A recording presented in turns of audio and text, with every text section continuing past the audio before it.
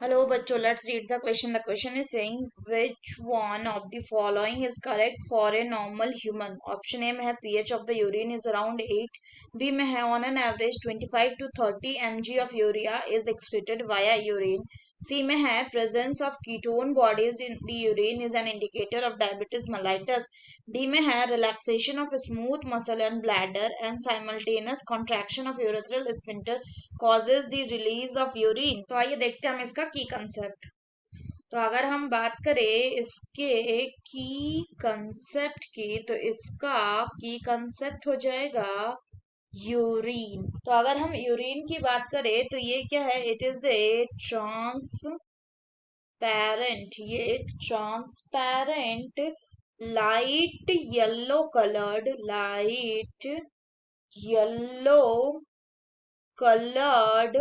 Liquid होता है, liquid जिसका जो पीएच होता है वो क्या होता है, वो स्लाइटली एसिडिक होता है, अराउंड 6.0। और अगर बात करें फर्दर तो जो यूरिन है उसका कलर किस लिए आता है, इसका कलर आता है आपका, इसका कलर आता है due to the presence of a pigment, जिस पिगमेंट को क्या कहते हैं, इस पिगमेंट को कहा जाता है यूरोक्रोम।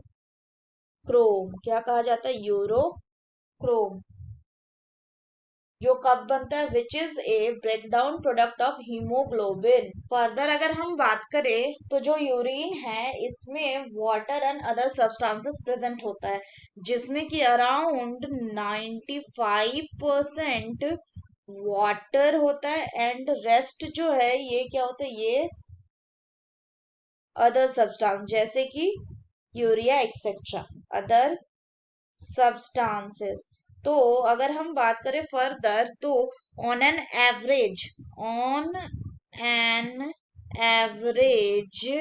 क्या होता है कि 25 to 30 ग्राम ऑफ यूरिया जो है ये पर डे क्या होता है, ये पर डे मतलब एक दिन में क्या होता है, एक्सक्रीट आउट होता है, एक्सक्रीटेड आउट।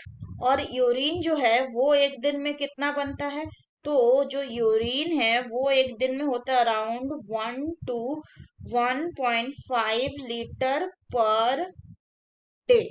तो अगर हम दिए गए क्वेश्चन ऑप्शंस का एनालिसिस करें तो पहला बोल रहा है पीएच यूरिन का 8 होता है, तो ये गलत है क्योंकि स्लाइटली एसिडिक होता है, कितना 6.0।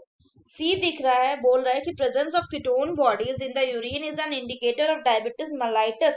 तो अगर हम बात करें डायबिटीज मेलाइटस की तो ये हाइपरग्लाइसेमिक कंडीशन, यानी इसमें ब्लड ग्लूकोज का जो लेवल है वो क्या होता है, वो बॉडी में इंक्रीज कर जाता है। और साथ ही साथ इसमें हमें कीटोन बॉडीज का भी ज्यादा कंसंट्रेशन देखने को मिलता है इन केस यूरिन से। तो डायबिटीज मेलाइटस में कीटोन बॉडीज का प्रेजेंस देखने को हमें मिलता है, इसलिए कीटोन बॉडीज का यूरिन में प्रेजेंस होना ये इंडिकेटर है कि person is suffering from diabetes mellitus. तो ये भी सही है। नेक्स्ट बोल रहा है कि relaxation of the smooth muscle of the bladder and the simultaneous contraction of the urethral sphincter causes release of urine. तो ये गलत है क्योंकि रिलैक्सेशन नहीं होता है smooth muscle of the bladder का, smooth muscle of the bladder का भी यूरेथ्रल स्फिंक्टर का भी क्या होता है, कॉन्ट्रैक्शन होता है। तो अगर हम बात करें क्वेश्चन की तो हमें बोल रहा है करेक्ट ऑप्शन, जबकि 25 to 30 mg ऑफ यूरिया जो है वो एक्सक्रीट नहीं होता, 25 to 30 gram of urea excrete होता है। तो ये कैसा हो गया, ये गलत हो गया। So that's all for the question बच्चों, hope you understood it well, best of luck.